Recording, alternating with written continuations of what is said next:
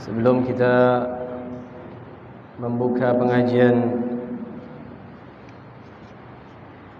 salah satu kitab dari karya Imam Al-Ghazali, mari sama-sama kita membacakan Al-Fatihah, khususnya kepada sahibul kitab, pengarang kitab. Mudah-mudahan ilmu yang ada di dalam kitab karya Imam Ghazali tersebut menjadi berkah, dan semoga kita yang belajar mendengar apa yang ada yang ditulis dalam kitab tersebut, mudah-mudahan kita diberikan taufik wal hidayah oleh Allah Subhanahu wa taala sehingga bisa mengamalkan apa yang ada dalam isi kitab tersebut. Nastaftihu hadhihi al-jalsah misla ma nawahu ahluna wa aslafuna. Allah yudkhilu niyyatana fi niyyatihim wa a'malana fi a'malihim. Khususan ila sahib al-kitab al-imam حجة الإسلام محمد الغزالي أن الله يعلي درجاته في الجنة وينفعنا بأسراره وأنواره وعلومه ونفحاته في الدين والدنيا والآخرة، وإلى أرواح جميع مشايخنا وأستاذنا ومعلمينا خصوصا أبويا السيد أحمد نوفل بن عبد الله بن أحمد بن حمد الكاف، وإلى أرواح آبائنا وأمهاتنا وأجدادنا وجداتنا وجميع المسلمين والمسلمات أن الله يغفر لهم ويرحمهم ويسكن الجنة برحمته على هذه النية وكل نية صالحة وكل ما نوى عليه أسلافنا الصالحون، وإلى حضرة النبي محمد صلى الله عليه وسلم بسر الفاتحة. أعوذ بالله من الشيطان الرجيم. بسم الله الرحمن الرحيم.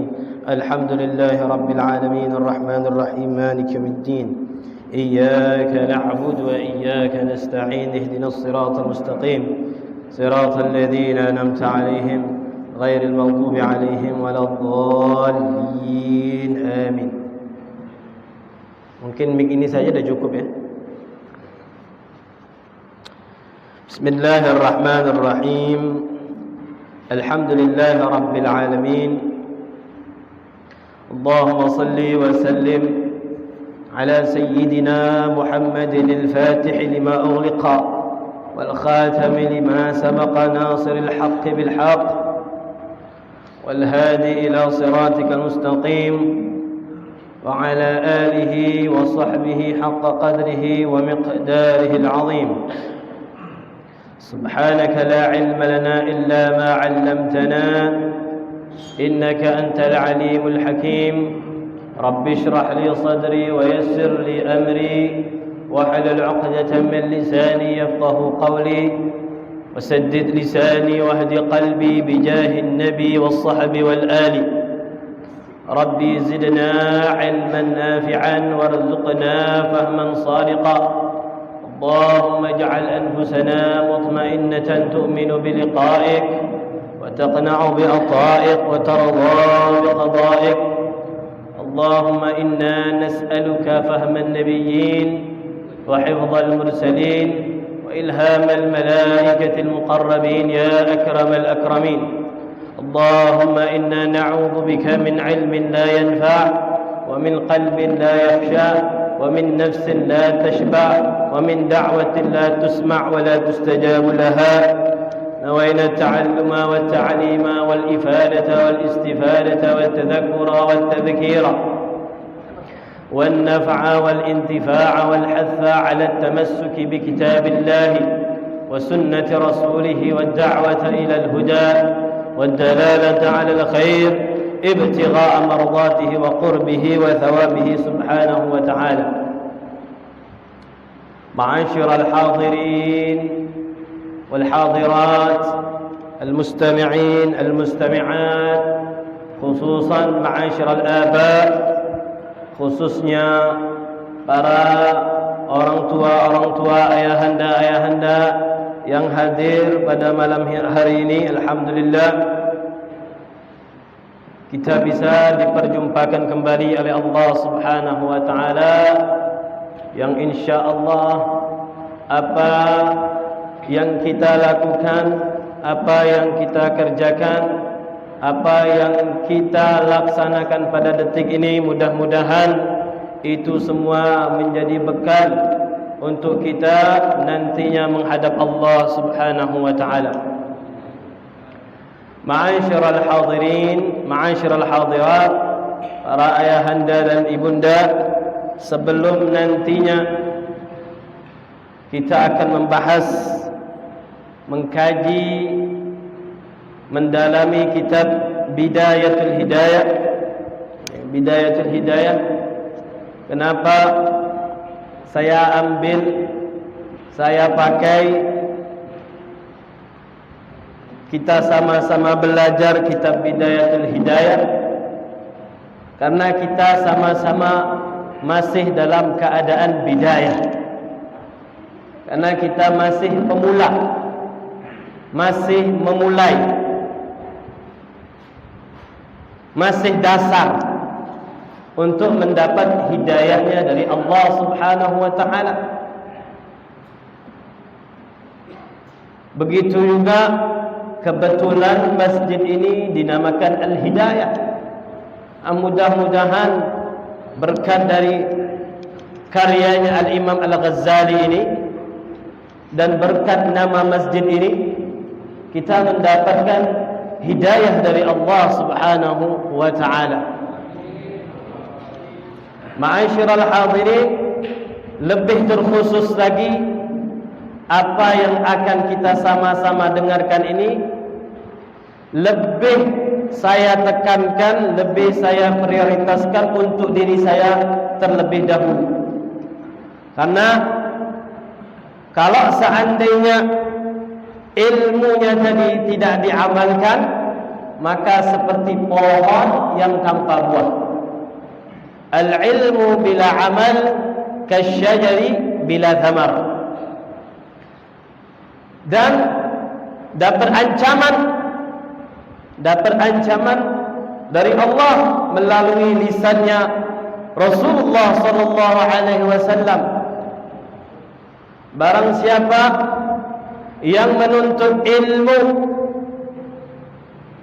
kata Rasulullah, barang siapa yang menuntut ilmu, bertambah ilmu, tapi tidak bertambah hidayahnya, ilmunya tadi dia hanya untuk sebagai penghias lisan saja. Enak didengar, orang terpukau, tapi kosong dari yang namanya amal. Tidak ada hidayah, buah dari ilmu tersebut. Apa kata Rasulullah sallallahu alaihi wasallam? Maka orang tersebut tidak lagi bertambah kecuali bertambah jauh dari Allah Subhanahu wa taala. Na'udzubillahi min dzalik. Itu yang kita takutkan. Ilmu yang malah menyebabkan kita jauh dari Allah Subhanahu wa taala. Man izdada ilma wa lam yazdad huda lam yazdad min Allah illa bu'da. Kata Rasulullah sallallahu alaihi wasallam, barang siapa ilmunya bertambah banyak, tahu dia ilmu akidah, tahu dia ilmu fiqh atau fiqh, tahu dia ilmu tasawuf, belajar tentang teori ini, teori itu, macam-macam ini, amalan itu, hanya paham teori saja, tahu dia teorinya saja, tapi dia tidak amalkan. Ilmunya tadi dia tidak menjadikan dia tambah takut sama Allah. Ilmunya tadi malah menyebabkan dia terlena, merasa dirinya tambah hebat. Di depan manusia dia dipuji hebat. Tapi di sisi Allah Subhanahu wa taala ini hamba, orang yang punya ilmu tapi tidak mengamalkan ilmunya, tidaklah di mata Allah kecuali ini hamba tambah jauh dari Allah Subhanahu wa taala. Maka kata Rasulullah, lam yazdad, tidak bertambah, bukan hidayah bertambah. Lam yazdad min Allah, tidak bertambah dari Allah illa bu'da, kecuali jauh dari Allah Subhanahu wa taala. Maka nantinya pun kalau seandainya kitab ini kita pelajari, kita sama-sama mendengarkan, tapi intinya ini untuk nasihat khususnya untuk pribadi saya terdahulu. Makanya seperti biasa kalau seandainya kita mendengarkan khatib di dalam khutbah Jumatnya, saya berwasiat khususnya untuk pribadi saya dan baru untuk kaum muslimin yang mendengarkan isi khutbah tersebut. Jadi mudah-mudahan ini menjadi bekal hidayah kita untuk lebih baik lagi mendapat hidayah dari Allah Subhanahu wa taala. Ma'asyiral hadirin, karya kitab yang diberi nama Bidayatul Hidayah ini disusun oleh seseorang yang mendapat julukan Abu Hamid. Panggilannya Abu Hamid, sebagaimana Rasulullah sallallahu alaihi wasallam yang bernama Muhammad tapi dipanggil Abul Qasim. Kunyah, kalau dalam bahasa Arab itu namanya kunyah, panggilan. Panggilannya Al-Imam Al-Ghazali ini adalah Abu Hamid. Namanya Muhammad bin Muhammad bin Muhammad. Hebat. Jadi beliau ini namanya Muhammad. Ayahnya bernama Muhammad, kakeknya juga bernama Muhammad. Jadi semuanya nama Muhammad. Muhammad bin Muhammad bin Muhammad bin Ahmad. Oh, subhanallah. Semua itu terpuji, anak terpuji, anak terpuji, anak terpuji. Al-Ghazali At-Tusi mendapat julukan dari kaum muslimin Hujjatul Islam, pegangannya orang Islam. Jadi karyanya Al-Imam Al-Ghazali ini begitu sangat banyak, disebutkan dalam kitab Al-Kifayah ini. Sampai karangannya itu hampir 50 kitab, 50 karangan. Di antara yang sering kita dengar itu, sering menjadi rujukan orang-orang suluk, orang-orang yang mau belajar ilmu tasawuf. Kita sering dengar nama kitab Ihya Ulumuddin. Ihya Ulumuddin ini salah satu karya yang sangat fenomenal dari Al-Imam Al-Ghazali. Beliau ini melalui perjalanan fase yang begitu sangat panjang. Beliau ini termasuk anak dari orang yang susah. Makanya, jadi kalau orang berhasil itu, kunci orang berhasil itu tidak ada hidupnya enak. Hidupnya itu penuh yang namanya perjuangan. Jangan bermimpi kalau pengen sukses tanpa ada perjuangan. Kita ukur saja dalam urusan dunia saja. Ada orang kaya raya, tapi dia semasa hidupnya tidak ada usaha kerja kerasnya. Pasti kita akan jawab, kalau ada orang seperti itu orang gila. Mengharapkan kekayaan, kesuksesan, keberhasilan, jabatan yang tinggi, pangkat yang hebat tapi tanpa usaha, itu orang gila. Mustahil. Makanya kadang orang pengen mendapatkan jabatan sampai rela berkorban, mengorbankan moralnya. Mengorbankan moralnya itu, kepribadian sampai dia korbankan. Tak malu lagi dia. Mau dia sogok, mau dia ngemis, yang penting tujuan dia tadi bisa menumpuk harta, dapat jabatan yang tinggi. Itu ukuran manusia kalau seandainya untuk mengejar dunia. Lebih lagi kalau seandainya yang mau dikejar itu akhirat. Kata Rasulullah sallallahu alaihi wasallam, "Lau kanat dunya ta'dilu 'inda Allahi janaha ba'udatin ma saqa kafiran minha syarbata ma'in." Kalau seandainya dunia itu ada nilainya, kalau seandainya dunia itu punya nilai di sisi Allah Subhanahu wa taala, berapa nilainya? Seharga sebelah sayap nyamuk. Nyamuk itu punya 2 sayap. Kalaupun kata Rasulullah sallallahu alaihi wasallam dunia itu berharga salah satu dari sayap nyamuk, maka Allah Subhanahu wa taala tidak akan memberikan satu teguk air.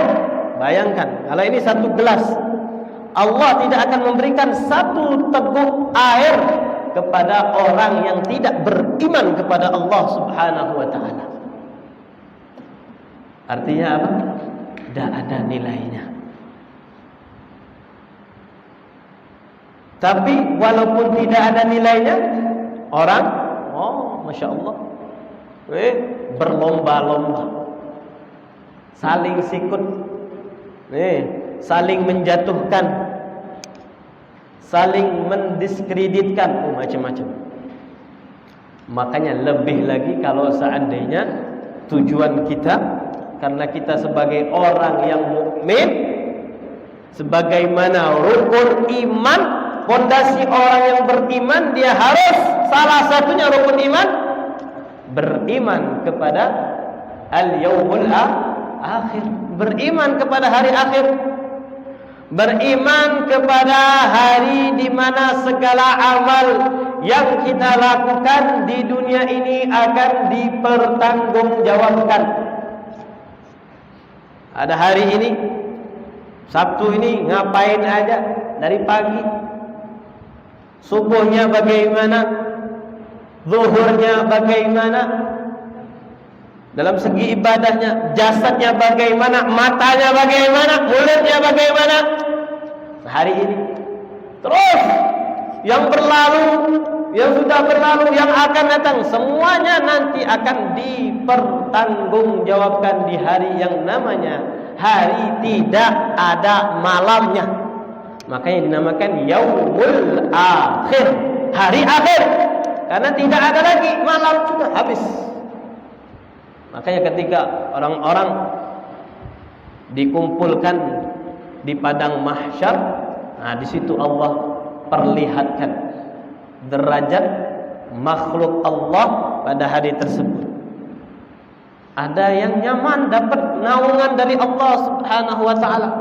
Makanya disebutkan dalam sebuah hadis, sab'atun yadhilluhumullah yauma la dhilla illa dhilluh.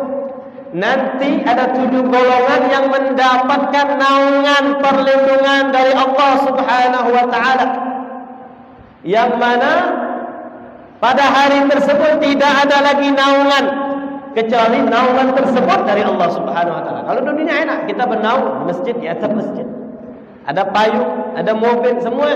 Nanti di hari kiamat tidak ada lagi. Tidak ada lagi perlindungan sudah, kecuali perlindungan yang Allah berikan, yang Allah khususkan ketika di dunia ini orang betul-betul mengamalkan apa yang telah dibawa oleh Rasulullah SAW. Di antaranya syabun nasya'a fi ta'atillah. Di antara 7 golongan tersebut, pemuda yang mana dalam kehidupannya selalu menjaga untuk berbuat taat kepada Allah Subhanahu wa taala. Beruntung bagi pemuda dari usia dini, dari usia remaja, dia membiasakan dirinya untuk taat kepada Allah Subhanahu wa taala. Berjuang melawan hawa nafsunya. Karena yang namanya masa remaja, masa yang betul-betul lagi diuji oleh Allah Subhanahu wa taala.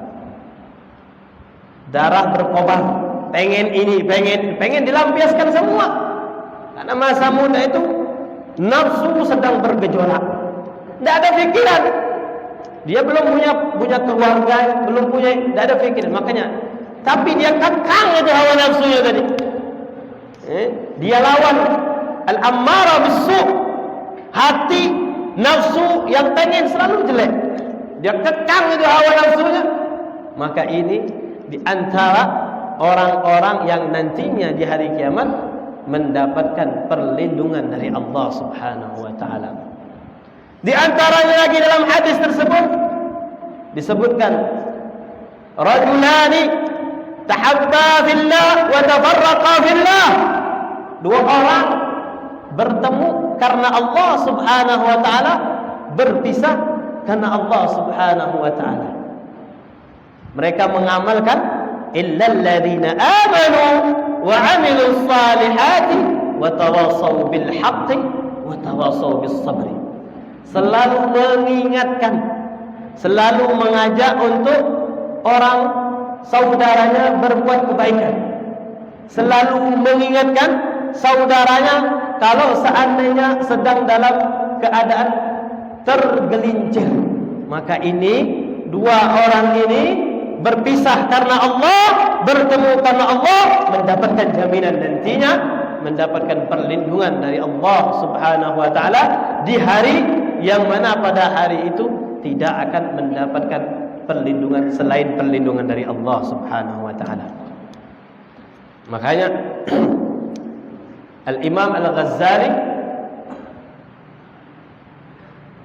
berada dalam kehidupan yang sangat terbatas.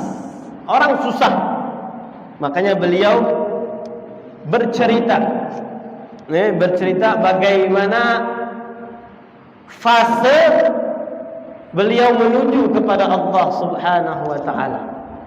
Beliau dulunya, kata beliau, talabna al-ilma li ghairillah. Dulu waktu muda, waktu remaja, waktu belia, masih kecil, aku nuntut ilmu bukan karena Allah. Nuntut ilmuku bukan karena Allah, karena beliau orang miskin. Ayahandanya meninggal ketika beliau ini masih kecil. Karena ayahnya ini yang bernama Muhammad ini meninggalkan dua anak laki-laki. Satunya Muhammad, satunya Ahmad. Satunya Muhammad inilah Al-Imam Al-Ghazali. Adiknya bernama Ahmad Al-Ghazali.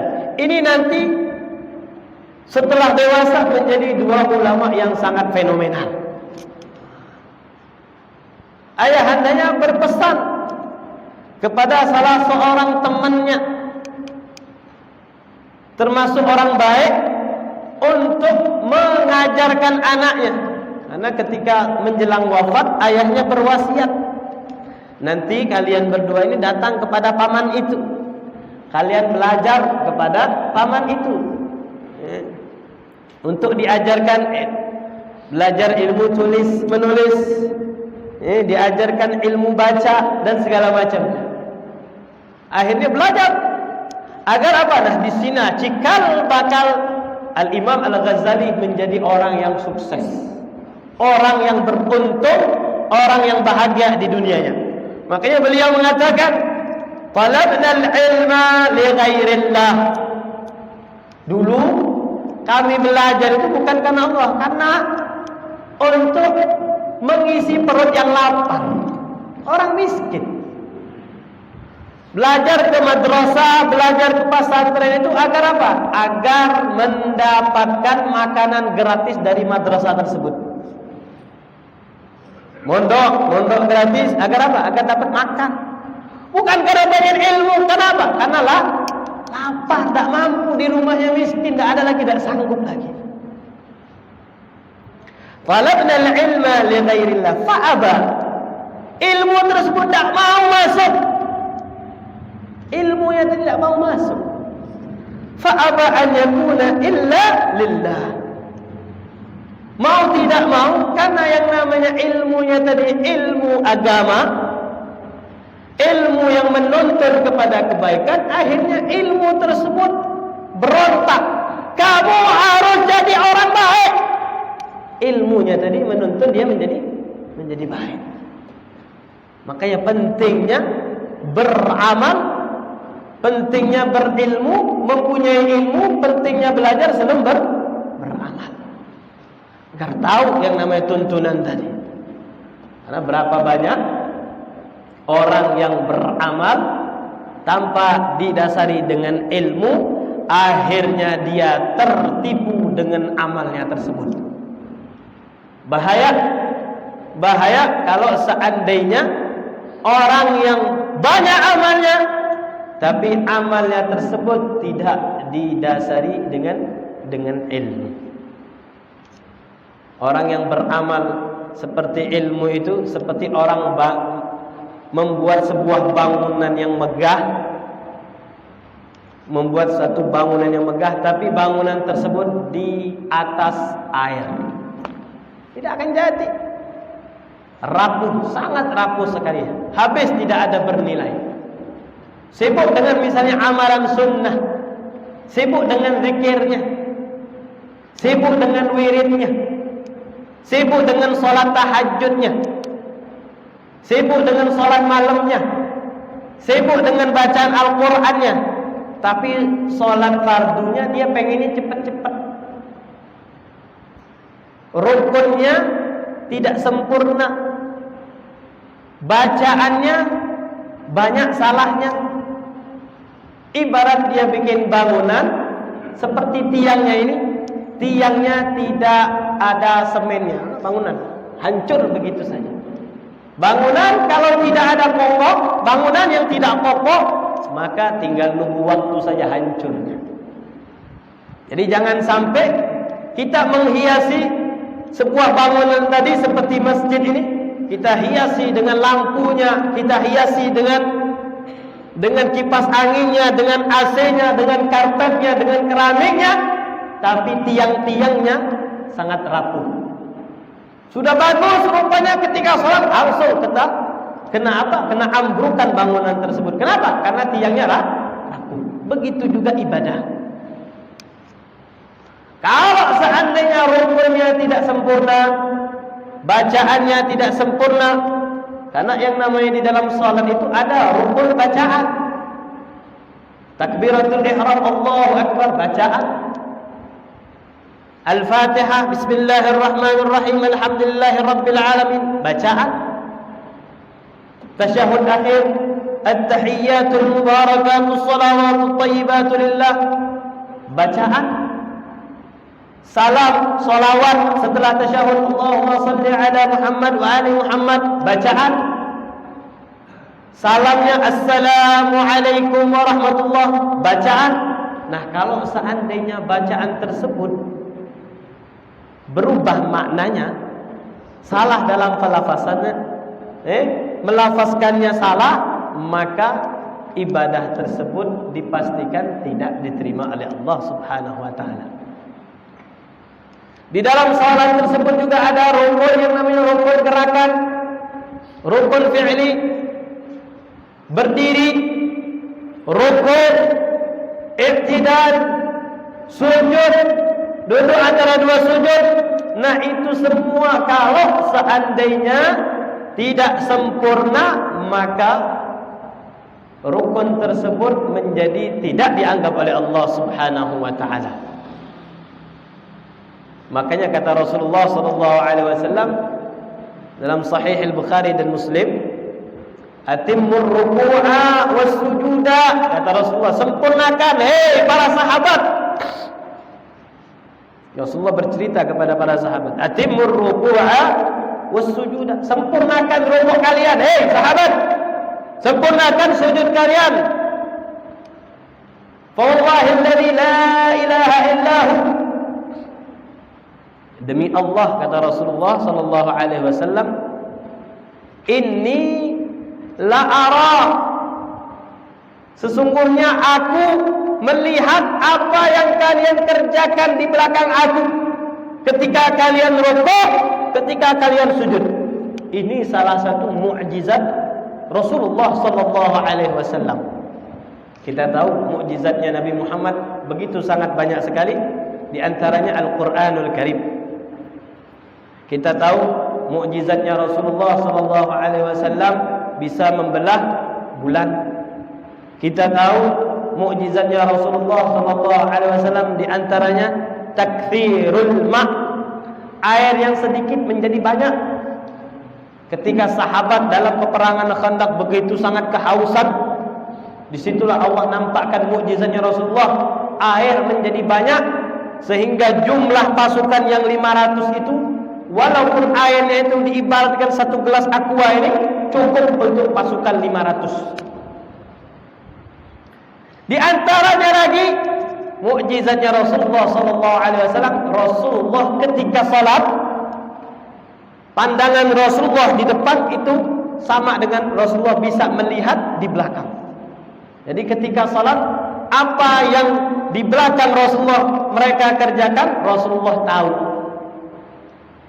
Jadi Rasulullah mempunyai pandangan depan dan pandangan belakang.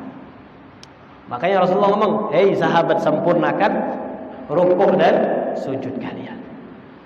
Ma'asyiral hadirin, ma'asyiral hadirin, ini buah dari ilmu.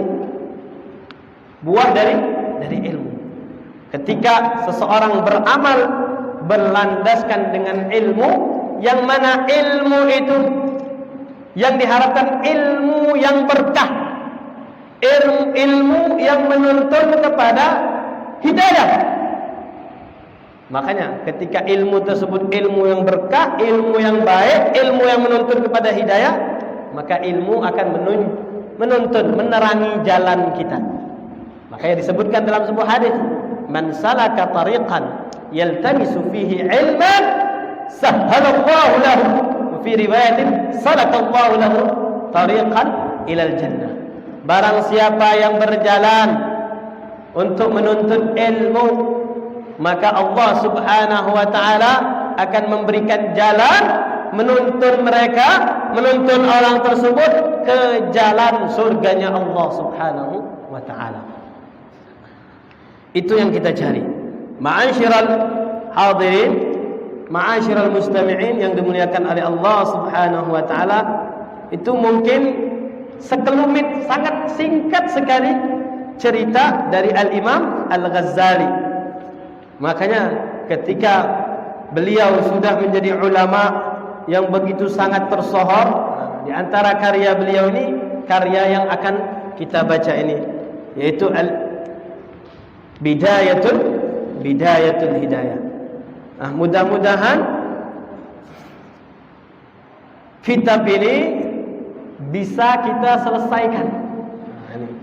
Ini perlu niat yang banyak dulu, pasang niat yang banyak dulu ini. Jadi kitabnya tidak perlu, tidak terlalu tebal, syarahnya saja yang tebal. Kitabnya hanya beberapa lembaran saja. Tapi bisa nggak kita ngamalkan lembaran yang begitu tipis ini? Ini. Jadi sebelum kita belajar ini, mari sama-sama kita pasang niat dulu. Innamal a'malu binniyat. Kalau kita belum pasang niat yang baik, mari sama-sama kita pasang niat yang baik dulu. Pasang niat yang banyak. Mudah-mudahan dapat ilmu yang berkah, dapat ilmu yang barokah, dapat ilmu yang bermanfaat. Ilmu tersebut bisa kita amalkan, dipermudah. Jadi kadang orang hamba Allah ini kadang dipermudah dia untuk baik, kadang sebaliknya. Ada hamba Allah memang dia diberikan kemudahan untuk jahat, untuk maksiat. Nah, jangan sampai kita menjadi golongan yang kedua ini, rugi kita. Kullun muyassarun, kata Rasulullah, lima khuliqalah. Segala sesuatu itu diukur bagaimana dia di dalam kehidupan dunianya. Diberikan kemudahan untuk taat. Ini termasuk tanda-tanda orang tersebut nantinya husnul khatimah. Kalau dia mau taubat cepat sekali. Lagi tergelincir, lagi galau, maksiat misalnya dia, khilaf dia, tapi cepat sadar dia. Astaghfirullahaladzim. Balik lagi dia. Taubat lagi dia. Nangis lagi dia kepada Allah Subhanahu wa ta'ala. Ya Allah, ini salah, perbuatanku salah. Wa subhanallah. Khilaf lagi, masih dikuasai hawa nafsu, balik lagi.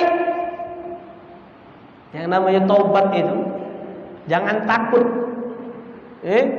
Allah selalu membuka pintu taubatnya itu selebar-lebarnya. Wala taqnatu min rauhillah, kata Allah Subhanahu wa ta'ala. Jangan sampai kita ini punya suudzon kepada Allah Subhanahu wa ta'ala, punya prasangka jelek kepada Allah Subhanahu wa ta'ala. Artinya apa? Dia putus asa. Dia putus asa dari kasih sayangnya Allah Subhanahu wa ta'ala. Jangan punya yang namanya putus asa. Kalau seandainya salah, ya betul, kullu bani Adam khata'un. Yang namanya anak cucu Adam itu tidak ada yang suci kecuali para anbiya dan para malaikat. Yang namanya orang suci, makhluk suci itu para malaikat dan para anbiya. Tidak ada yang namanya suci itu. Kullu bani Adam khata'un. Semua anak cucu Adam itu pasti punya salah. Wa khairu khatta'in at-tawwabun. Dan sebaik-baik orang yang punya salah itu adalah orang yang selalu kembali kepada Allah Subhanahu wa ta'ala. Makanya at-ta'ibuna minadz-dzambi kama la dzamba lahu. Orang yang kembali, orang yang taubat, orang yang sadar dari sebuah dosa, tahu dia itu salah. Itu kata Rasulullah, seperti orang yang tidak sama sekali mempunyai dosa. Jadi jangan sampai la taqnatu min rahmatillah. Jangan kita ini punya sifat putus asa. Awak ini sudah banyak dosa doh. Sudah banyak salahnya, banyak maksiatnya. Takut mau ke masjid. Jangan takut ke masjid. Jangan takut mendengarkan pengajian. Jangan takut berzikir. Karena dengan ke masjid tersebut, karena dengan berzikir tersebut, dengan ibadah tersebut, dosamu akan diampuni oleh Allah Subhanahu wa ta'ala. Itulah usahanya iblis, usahanya setan, agar jangan sampai ini orang sudah payah-payah dia ngumpulkan yang namanya dosa, tiba-tiba habis, tiba-tiba diampuni semuanya, dihapuskan oleh Allah Subhanahu wa ta'ala dosa-dosanya. Marah, kecewa, sedih, galau iblis. Makanya dia propaganda, jangan usah ke masjid, kau itu sudah kotor, kepala maksiat saja. Tak usah hadir di majlis, sudah enak nih, duduk nongkrong enak, main gitar segala macam enak. Tak usah. Kamu itu tak pantas di masjid itu. Kamu itu tak pantas pakai kopiah. Kamu itu tak pantas pakai jubah. Kamu itu ahli maksiat. Itulah tipu dayanya iblis. Agar apa? Agar jangan sampai usahanya menjadi sia-sia. Jangan sampai kita termasuk orang yang mensukseskan programnya iblis. Kita ini harus menggagalkan programnya iblis ini, agar jangan sampai, nih kata iblis, aku sudah berjanji kepada Allah, ya Allah, aku berjanji kepada Engkau, aku akan menjadikan anak cucu Adam itu tidak ada yang bersyukur kepada Engkau, ya Allah. Nikmat Kita diberikan nikmat oleh Allah Subhanahu wa taala, nikmat mata, nikmat mulut, nikmat lidah, nikmat badan, nikmat hidung, semuanya nikmat. Jangan sampai nikmat yang diberikan oleh Allah Subhanahu wa taala ini kita salah pergunakan. Kita pergunakan tidak dalam ketaatan kepada Allah Subhanahu wa taala. Ma'asyiral hadirin, ma'asyiral hadirat yang dimuliakan oleh Allah Subhanahu wa taala. Waktu masih panjang. Habis. Pas.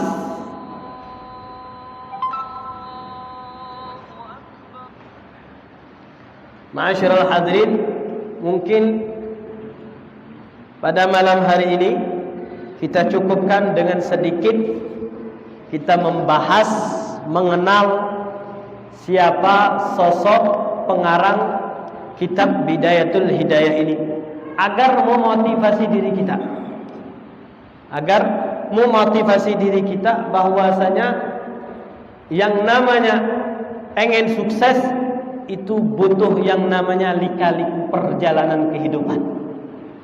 Pengen sukses, pengen bahagia, apalagi kita ini pengen bahagia dunia dan akhirat. Yang kita pengen ini dunia dan akhirat. Rabbana atina fid dunya hasanah wa fil akhirati hasanah wa qina adzabannar. Nah, kita inginnya di dunia kita bahagia dan di akhirat pun kita mendapatkan kebahagiaan. Nah, mudah-mudahan dalam majelis pengajian kitab Bidayatul Hidayah ini, mudah-mudahan apa yang kita niatkan ini akan diberikan taufik, hidayah, kemudahan dari Allah Subhanahu wa taala. Amin ya rabbal alamin. Hakadha minni wal afu minkum. Wassalamu alaikum warahmatullahi taala wabarakatuh.